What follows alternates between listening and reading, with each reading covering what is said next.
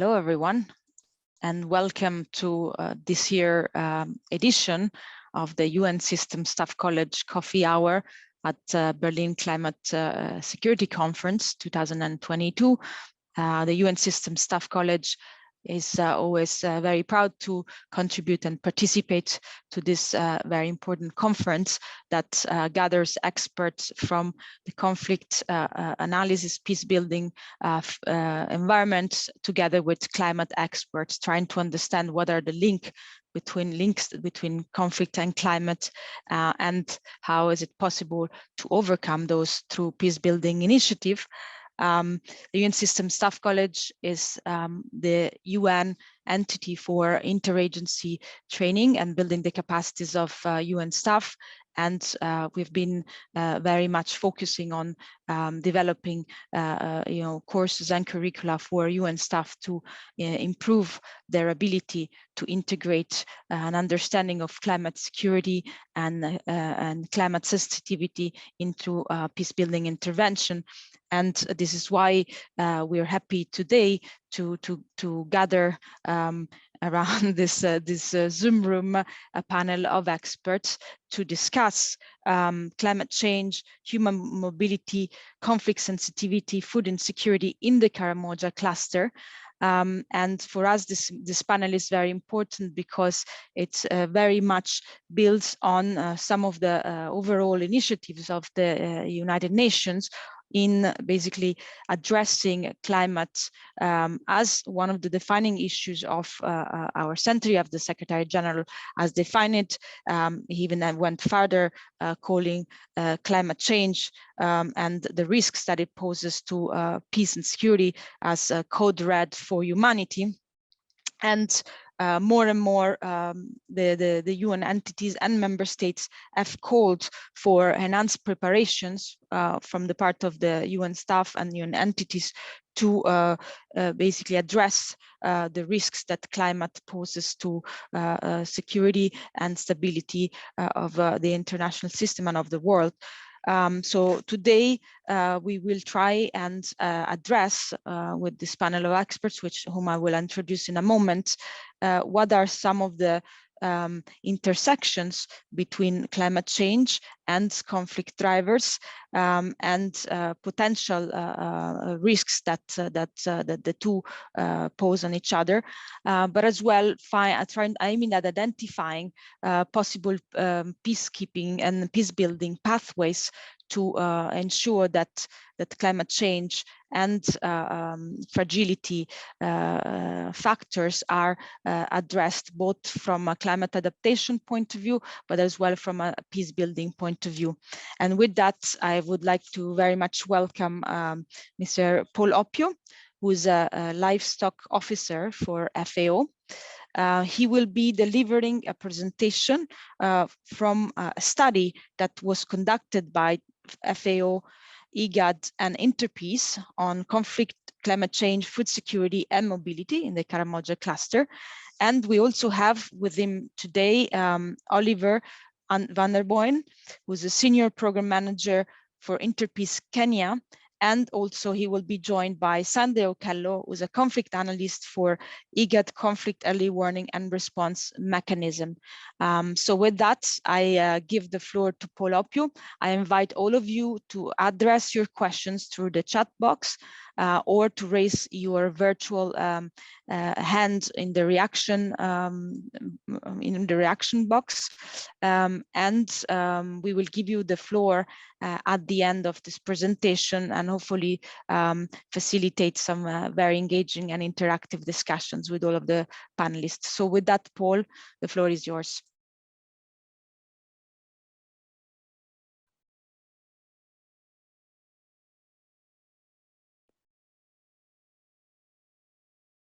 Thank you very much, Ginevra. You can hear me? Yes, loud and clear. Very good. No, thanks a lot for the opportunity once again. Last year, I presented something on Karamoja, but was very much on livelihood and how FAO's program was working there to basically deal with the issues of humanitarian related issues, mobility, and contribution to conflict, to peace building. But this time, due to ongoing partnership that we have been building over time, particularly with IGAD and Interpeace, we here, I mean the three institutions, we decided to come together in the Karamoja cluster, work with the different partners, and then start to look for a clear pathway on how we can deal with the issues of peace building and livelihood transformation in the cluster.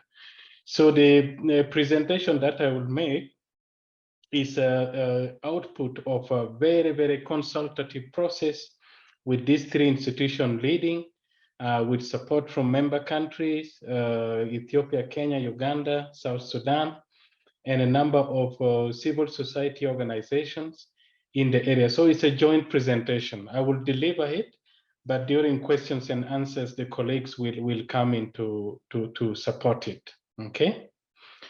So let's look into it, and my slide is not moving. Okay, just to look at climate change at a glance, I took an example of Kenya and what we have been doing in Kenya over the years. Here is a map of the country Kenya from the year 2005 to date, 2022. You can see all the months from January to December, and then the years across. We have been, FAO has been really working with Texas A&M University to monitor changes in forage conditions, which are very, very crucial for livestock and pastoral population when it comes to support to livelihood.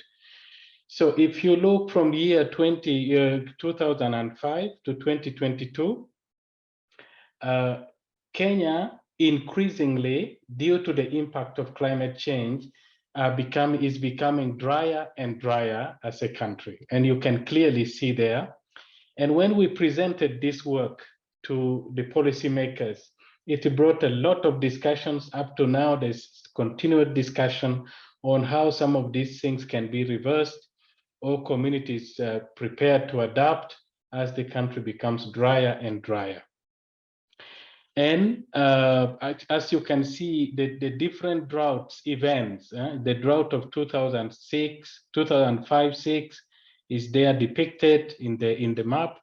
2010, 2011, the one of 2011 that the world then converged into Eastern Africa, particularly Somalia, where the famine was declared. It was picked there in the map series.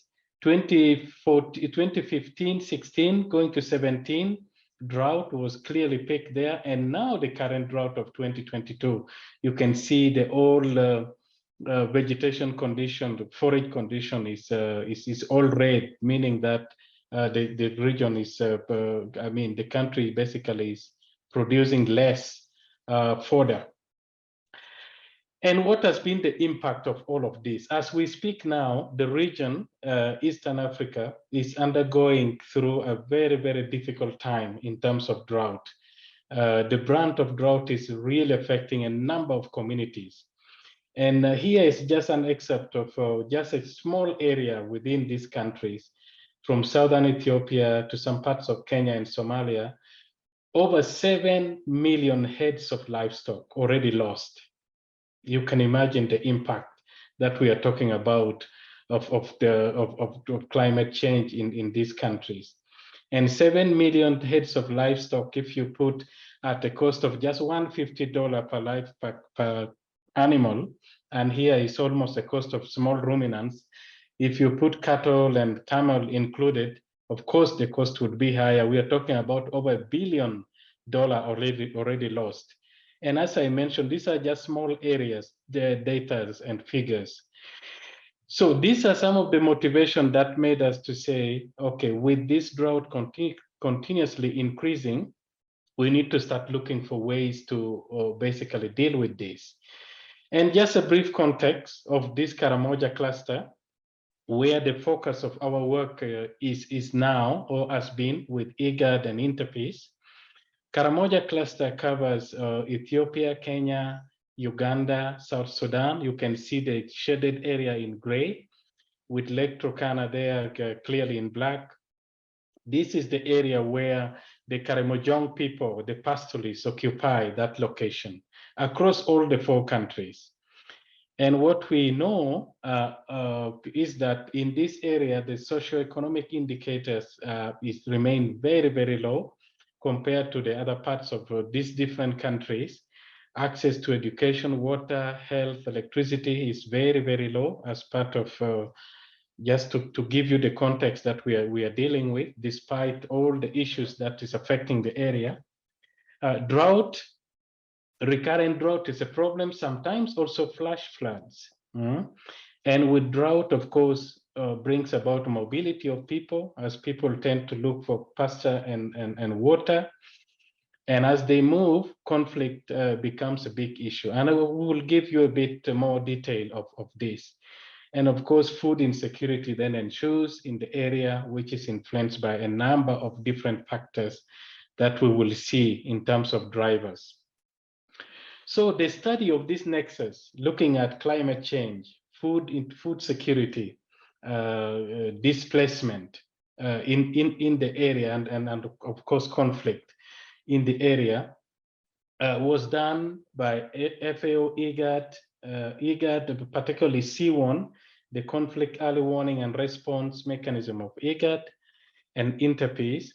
And why we decided to do this, we knew already a lot of initiative going on that we were involved in at different levels, but we say, let's generate really clear evidence to help us, particularly on causes and drivers of this resource-based conflict, and understand who are the parties to and lines of conflict in the area, and then look at the different impacts and the trends that conflict is really interaction with climate change and displacement is causing in the area.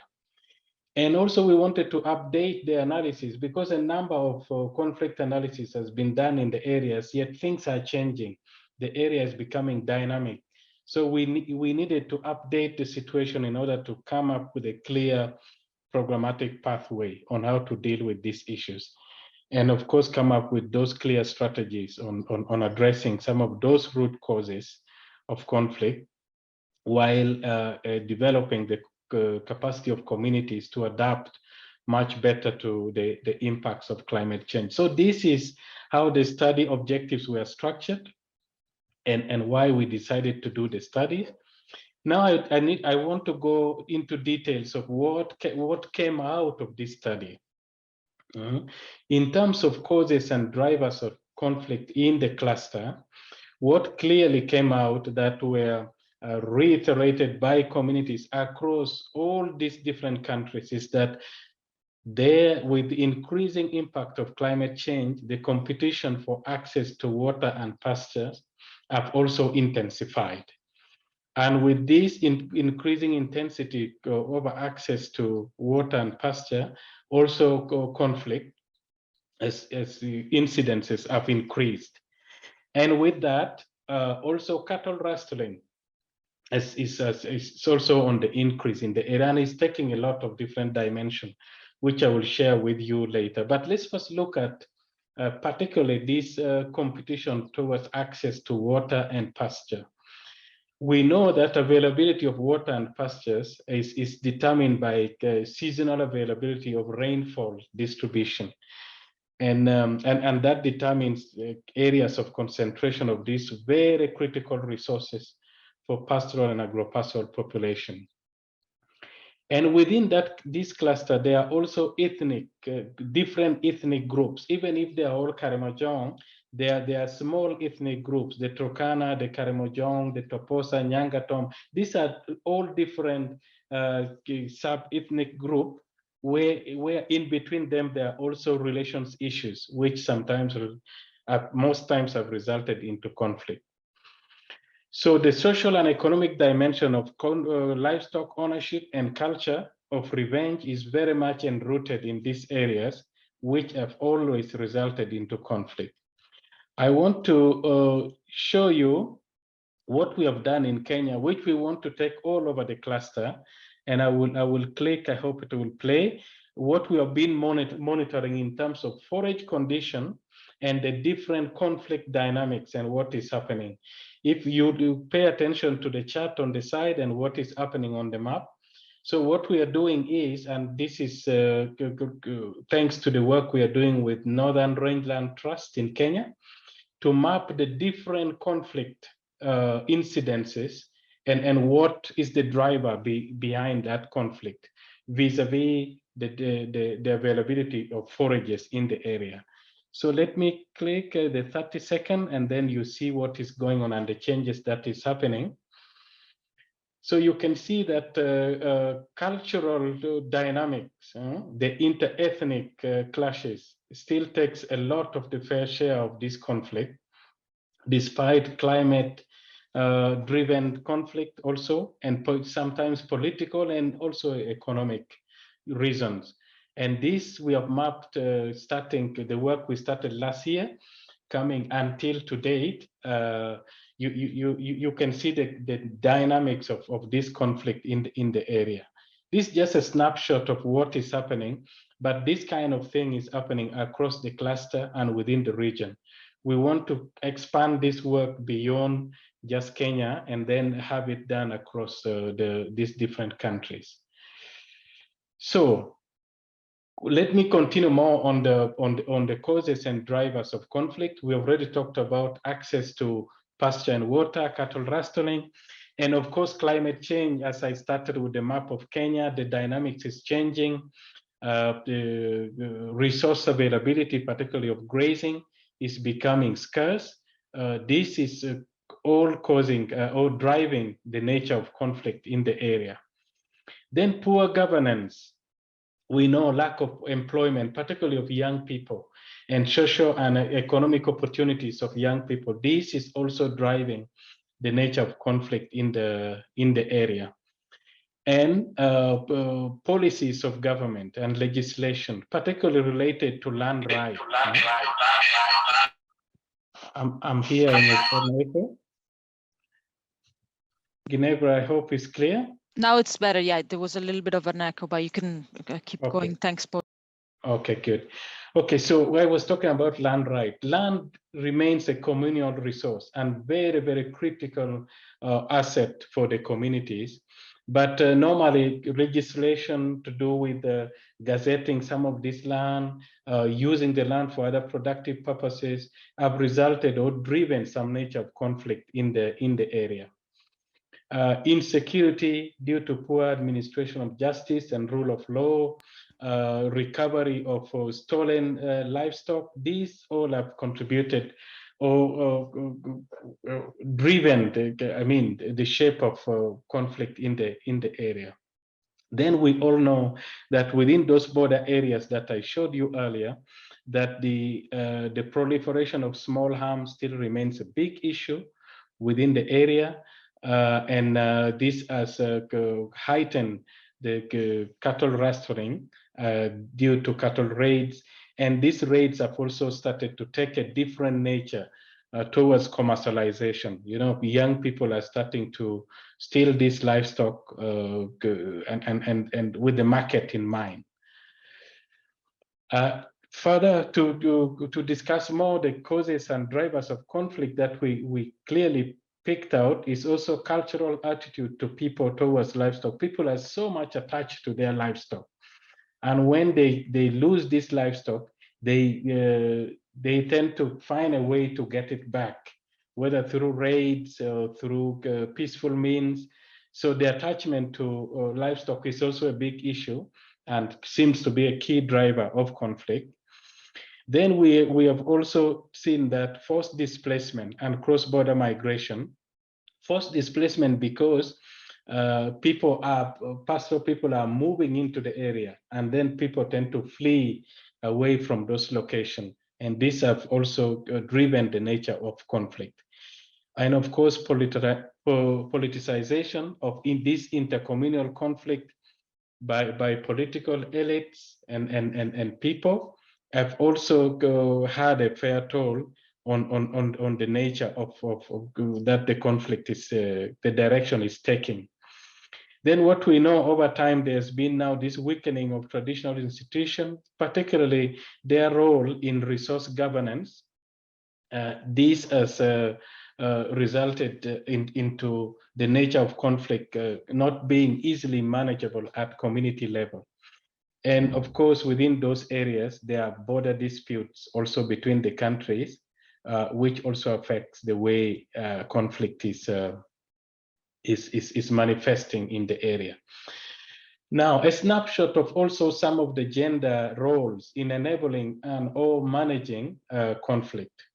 We clearly found that gender plays a very key role in the way this conflict is managed, either through enabling it or through conflict resolution or peace building effort. And let's see, when you look at the role of men, particularly elders, in enabling conflict, what we clearly found out is that they encourage, they bless, they justify cattle raids, and also, more importantly, these elders or male, they are very critical when it comes to negotiation for peace agreement, and also they are also very critical in enforcing agreements in terms of sanctioning when there's a breach of the agreement. Then the young people, the youth, these are the ones who are directly participating in cattle raids. They are the ones really taking the messages coming from the elders and actioning it. They're the ones that are responsible for these violent clashes over water points and pastures, and even highway robberies. We talked about already commercial cattle raids. The youth are the ones that are directly involved in it. But when it comes to the other side of resolution and peace building, they are also very good agents in enforcing decisions of elders to follow on the agreements, and also advocate, a good advocate for peace. Then let's look at the role of women. Women, particularly in enabling conflict, they are very key in inciting their sons to participate in raids, to facilitate their traditional marriages and arrangements, to basically acquire more livestock and more wealth. Women are very critical in encouraging that. They normally use songs, traditional songs, to encourage the young people, to shame cowards within the youth who are not willing to take up these harms and go to raids and all sorts of conflict. And they celebrate through songs also those young people who are successful and who have returned with livestock. But women are also very, very critical on this other side when you're looking at conflict resolution and peace building. They are very critical in mobilizing for peace and support to inter-community peace and negotiation. I think I shared this at length with this group last year. Our FAO is using women, youth, and elders through Pastoral Field School to do that. They are very critical advocates for that, for peace, and using songs and different dances. Just going on, looking at the different actors that are involved in this conflict management and peace building in the cluster. One of the key actors, of course, are the community. I've already talked about the role of men, women. I will not labor here, that I already mentioned. But the second one is definitely governments and state institutions, who are very key in terms of playing their roles in adopting policies, cross-border policies, creating enabling environment that avoid and also to resolve conflict, and spearheading conflict resolution efforts, enforcing agreements. For example, the picture you are seeing there is the three governments of Ethiopia, Kenya, Uganda, and Ethiopia, and South Sudan, signing agreement on sharing resources and also coordinating their effort towards livestock mobility and animal health. So they are very key in conflict management. Then, of course, non-state actors, NGOs, civil society organizations, they are key in providing livelihood assistance, relief assistance, building capacity of communities, and advocacy towards peaceful resolution of issues in the cluster. Then regional economic community like IGAD, East Africa communities, they are very key. IGAD is here represented by CEWARN, who are part of this study. They are very key in mobilizing and convening those countries towards peace efforts and putting pressure also for them to adopt, peaceful means, including advocacy for countries taking up adaptation measures, particularly to climate change. And of course, UN agency and other global framework helps to reinforce that through building institutions in those areas. Now, impacts of conflict and the coping mechanisms that we managed to see in the areas, very clearly, we all know that conflict undermines security of pastoralists and agro-pastoral livelihood. It constrains productive use of rangeland. And in terms of food insecurity, when there is conflict, there is no proper production and trade is not happening. And of course, food insecurity will always ensue. And climate change is further making this even more difficult for people, like we are seeing now in the Horn of Africa with drought ravaging the region. Food insecurity is almost everywhere. Limited access to social services, conflict, of course, people will not be able to access health facilities, extension services, water, the basic services that really people need when there is conflict becomes a problem. And what we clearly saw in the cluster is that the impact of conflict is particularly very, very severe on women. And with climate change, this impact is even much more enhanced. Then some of the resilience factors that we clearly found out on how people are coping with this conflict, for which our program moving forward, we are building on, is diversification of livelihood that communities are involved in. Look at this. These are young girls in one of the areas in the cross-border area from Uganda side, in Amudat, who decided to go and start doing vegetable growing. And they are supplying the smaller towns and markets around.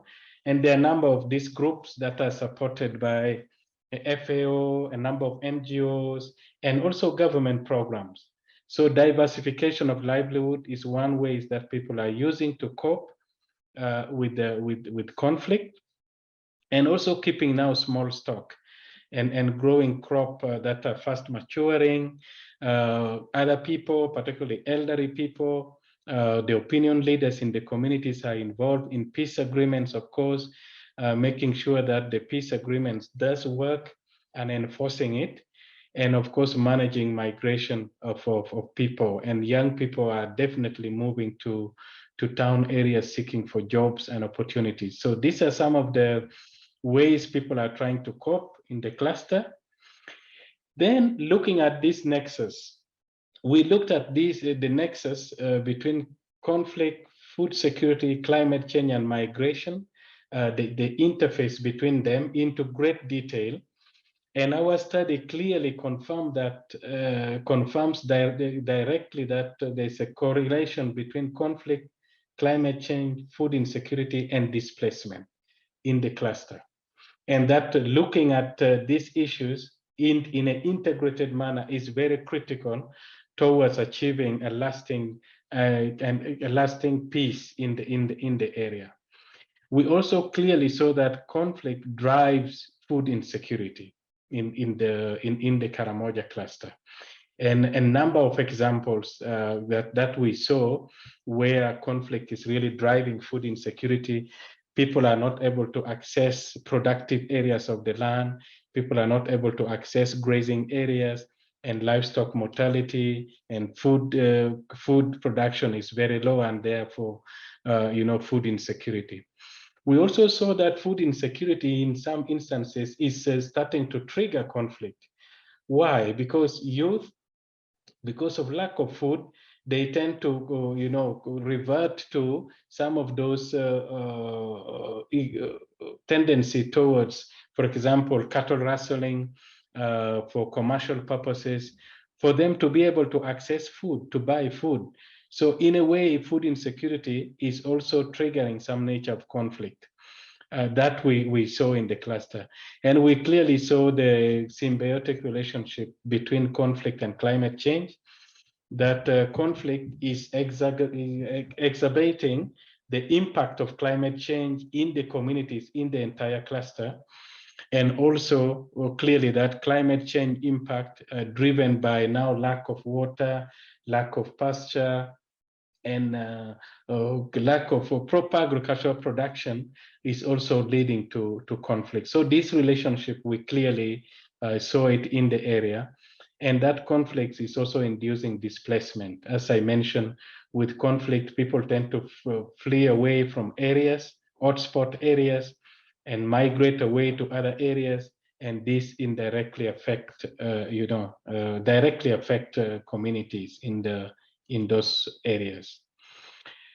Now, based on that analysis, we came up, FAO, IGAD, Interpeace, supported by the member countries of these 4 countries and partners, with 4 areas for us to address moving forward. The first objective area that we came up with is to basically focus on increasing capacities, and here at all level, community level, local government level, national government, cross-border, and regionally, of institutions to manage intercommunal conflict. This is one key areas of work where we want to dedicate a lot of our work moving forward. Second area is supporting increasing capacities of communities to respond to shocks and to protect assets of communities. And I will show you later what are within those packages on building capacity of communities to shocks and to protect assets. The third objective area is enabling and enhancing cross-border mobility, which still remains a very, very key adaptive mechanism that communities in the clusters are using to cope with the impact of climate change. And of course, enhancing resilience to climate-induced shocks in the cluster. So finally, this is how we look at it. First objective areas, as I mentioned, is peace building and conflict transformation, where we want to work. Second area is food security and livelihood support. The third area is looking at migration and displacement. And the last one is climate change adaptation and mitigation. And with some key approaches that have been identified, I won't go into detail of this now, but the presentation will be shared with you. And here, there are some key principles that FAO, IGAD, and Interpeace are looking at. We are looking at peace responsiveness, gender transformation, and behavioral change within the communities. So I think this is our last slide. As I mentioned, it's a joint presentation. I will stop here, Ginevra, and then back to you. Yeah, thank you so much, Paul. And yeah, you may stop your screen sharing. Thank you so much. And I think it's a fascinating example of integrated analysis and integrated approaches where you really are analyzing the causes of conflicts, potential conflict triggers, and then examining the impact that climate change has on those, looking at different framework from migration, food security, and then also identifying the different loops that there are between these conflict triggers and climate change, how climate change influences food insecurity and mobility, but at the same time, how those as well, under the effect of climate change, also exacerbate conflict triggers, and this double loop where food insecurity can further causes more conflict, and displacement can further put pressure on the local communities. And it's really remarkable how you have identified as well possible pathways looking at the different potential fragility factors like governance, how the gender dynamics, livelihood opportunities, economic opportunities, the legal framework that is there. So I think this is definitely one of the most interesting examples that we have read so far in terms of analyzing the nexus between all of these different elements: food security, insecurity, mobility, and climate change and conflict. I would like now to open it for questions from the participants, if there are any. I see there's some in the chat, and maybe I will also invite Oliver from Interpeace and Sunday from IGAD to also share any comments and additions to your presentation. But for now, perhaps there is a question from Katharina Schmidt. She's asking, what are concrete examples of how you aim to achieve gender transformative effect within your program? And I don't know if Oliver, Paul, or Sunday, you'd like to address that. Yeah, I can say a few words on that. And maybe just first to start with, is that the program design that Paul shared is very initial. So on the report, we just had a validation workshop a few months ago. And on this basis, we are now working on really concretely designing a program based on the recommendations and the findings of the report. So I think when we're talking about gender transformation or the different principles that Paul outlined here, these are more general principles that we want to be ingrained throughout the entire program, but we are not at a stage of program development and program design right now where we have concrete examples for that particular program. But I can share a bit from Interpeace's perspective from our work in Kenya, how we aim to ingrain that in our work in Kenya, which I think, at least from the peace building perspective, would also influence and inform how this would be done in the proposed program that Paul had shared earlier. And I think one way of doing this is that for all our peace building interventions, they're based on a participatory action research. So that means that we have a lot of community consultations with directly affected communities that we're working with, in which communities themselves identify what the core drivers, the drivers of conflicts, impediments to peace are, and what key sources of resilience in the communities are that prevent matters from becoming worse. And in that process, what's important is that these communities start talking to each other, start identifying the need to create peace, and start identifying solutions to this. So one way in which we are trying to ingrain a gender dimension is to really introduce gender norms and gender roles into this participatory action design, in which now communities start consulting and discussing how also different gender roles, gender expectations, and gender norms contribute both to peace and conflict. And in doing so, we generate a discussion and we generate a consensus building on different ways that gender norms affect conflict. And also we generate a community-driven approach to changing some of these expectations and norms. So I think that would be one way. Another way is, of course, through increasing participation of women and also of youth in different local peace infrastructures that we try to build through our program.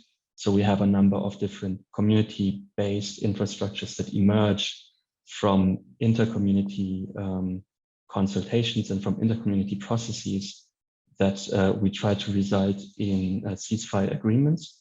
And these ceasefire agreements then also entail different community-level structures that bring together various members of the communities to monitor ceasefires and to bring together members of the communities. And here then gender transformation, of course, entails making sure that different societal groups, including women and youth, are adequately represented in those structures, so that also their actions then are also more responsive to the needs of these various groups. So I think those are just some examples, but again, that's from our piece work in Kenya. And we'll have to see then specifically how all of our work would ingrain gender transformative approaches in the design of that project. Thank you so much, Oliver, for outlining so clearly, you know, some sort of 3 possible steps from for mainstreaming gender approaches into your programming, from, you know, including women representation to more consultative role as a possible first one, but then increasing representation, also women, and then 3rd step, as you just outlined, including also more women into mediation processes. So this 3 tiers approach sounds like a very interesting and useful one. We also have a question now from Johnson Kem. And I would invite all participants who do have questions to also identify themselves and their organizations. And Johnson is asking, what kind of data do you intend to gather to track the interfaces of this nexus? And would you model these interactions with respect to the climate projection for the regions? Don't know who would like to go first. Paul. Yeah, I can come in here. Yeah, that's a very interesting question. If you saw the map that I showed you for Kenya, where we are tracking the different conflict incidences based on availability of forage in the area. So the kind of data that we are collecting, or that we are monitoring, is first the vegetation, climate data, which is coming from rainfall data, of course, that IGAD in the region collects through its regional center. And then the conflict data is being collected at Kenya level by this Northern Rangeland Trust. They have informants in all the areas, people who are trained, who are collecting data. And IGAD also does forecasting of climate. So we do this monitoring, and we have the forecasting component, where it will tell us in 3, 4, 5 months, vegetation might get worse and worse. And of course, the nature of conflict and how it is happening, we also tend to look at it in that way. So those are the different data sets that we are using now. And they seems to be working very well, and countries seems to love the approach, particularly the focus dimension, where you send the warnings earlier, and then preparedness actions can be anticipatory action, if you would call it, would start happening earlier. We are still at elementary stage, I should say, but it is something with really good promise on dealing with some of these issues in the long term. Someday, maybe particularly on conflict and other monitoring, if you can come in. I also saw Catherine is online. Either of you could come in. Over. Thank you very much, Paul. Thank you very much, Ginevra, for this follow-up on the Berlin Climate Security Conference. I participated in the Berlin Climate and Security Conference last week. Very insightful. Let me answer the question. The climate data, the conflict data at CEWARN is generated at many levels. One, the bigger one is generated by civil society and peace committees, the data collectors on the ground, who are deployed at what we call areas of reporting, and they input the data as they observe directly into the reporter system, which we have at national level, and we also have at the regional level where I sit. So we share the data from, we view data from the national level at the regional level. So that is through civil society, organized groups, and they are facilitated with quite a number of things. We train them how to collect the data. The other levels of data that we receive is through the National Research Institutes. They do very detailed data analysis and information that they share with the national governments. And then the national government share them with us at the regional. And in each member states, we have 5 analysts based on the sectors that the conflict early warning unit have designed. We collect data based on economic indicators that point towards indication for conflict early warning. We also have security data. We have a data analyst. We have governance analysts. We have economic analysts, social analysts. We have environmental analysts for each member state. So we have 35 experts in all the 7 member states. So we see that data.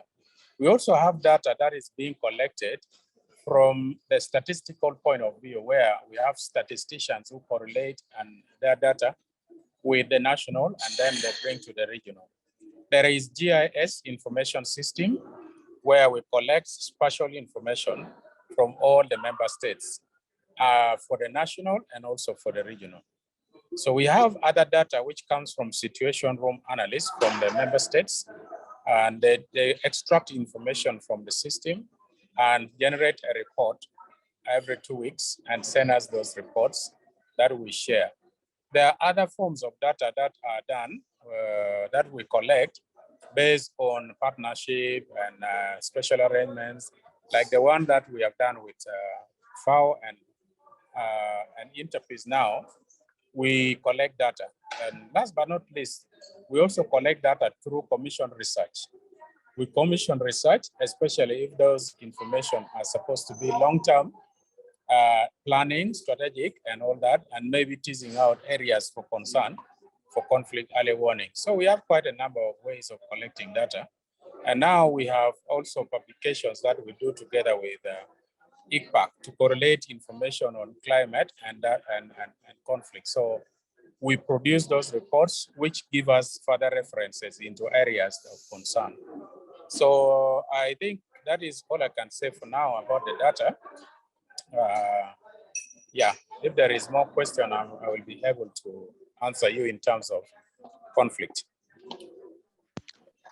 Thank you, Sunday. I don't know if Paul or Oliver would like to add anything to that. Yeah, if I may just add, I think on the method for tracking the different interfaces, I think Sunday you mentioned GIS, and that's something that we had explored also together with IGAD and FAO in this constellation.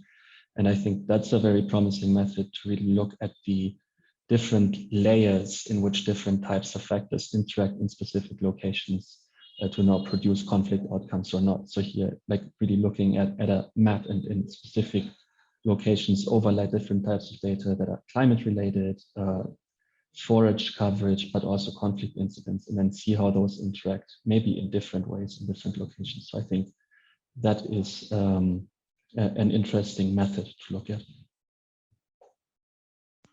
Thank you, Oliver. And continuing on data, we had a question for Mark, Mark Mayer, which I'm going to try and summarize it. But how to bring all the open data from the UN and Space for Water or others to the local people to use IT for better management and education, water management and education. So I don't know if any of you can answer to this question. If you've encountered that in your discussion about data and open source data, and maybe you have identified ways in which if for climate risk adaptation of the local communities, there's ways in which, especially for the mobility part perhaps of the study, if this data can be made available to local populations on an ongoing basis. Over to you.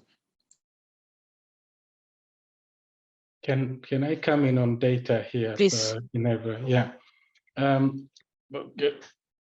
Quality data is a foundation of good programming in any kind of setting.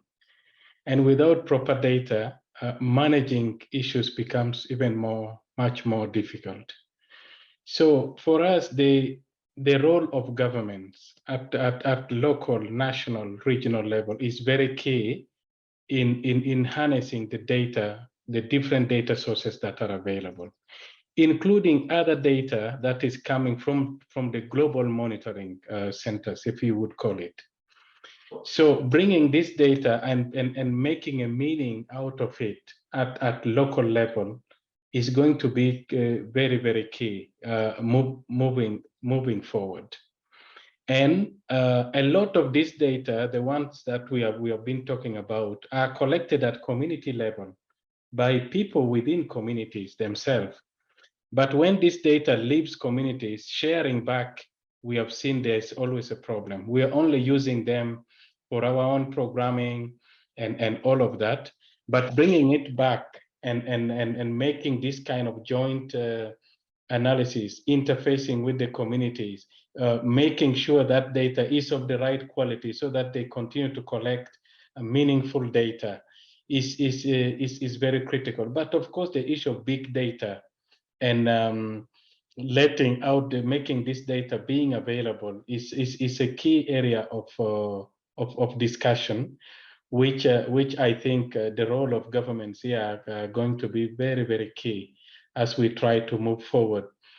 For us, FAO looking at food security, the dimension that is affecting food security is vast, and analyzing only food security indicators or data or information is not enough. But if you start to bring in, like now through this partnership, we are trying to demonstrate people who are expert and doing very well in monitoring conflict-related data, economic drivers related data. These are very, very key, pulling those data sources together to make a very informed programming, also policy level. That's what I could say in regards to data. Over.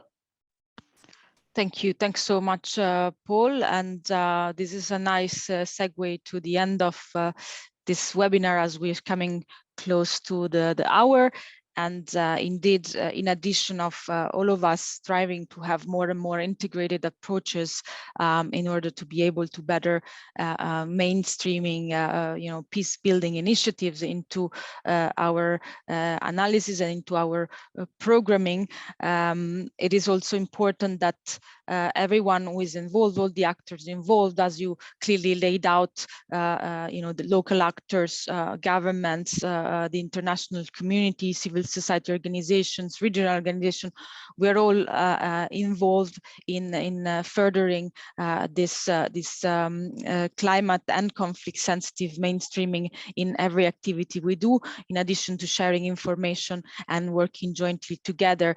And we believe that the purpose of this webinars as well, that the UN System Staff College offers to the climate security community, also have the goal of furthering knowledge and understanding of the relationship between climate and conflict.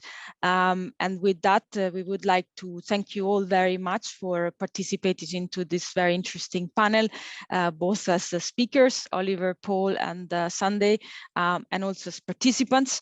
The UN System Staff College will continue with a set of initiatives ending this year with a community of practice meeting in Turin to gather lessons learned from the climate security mechanism.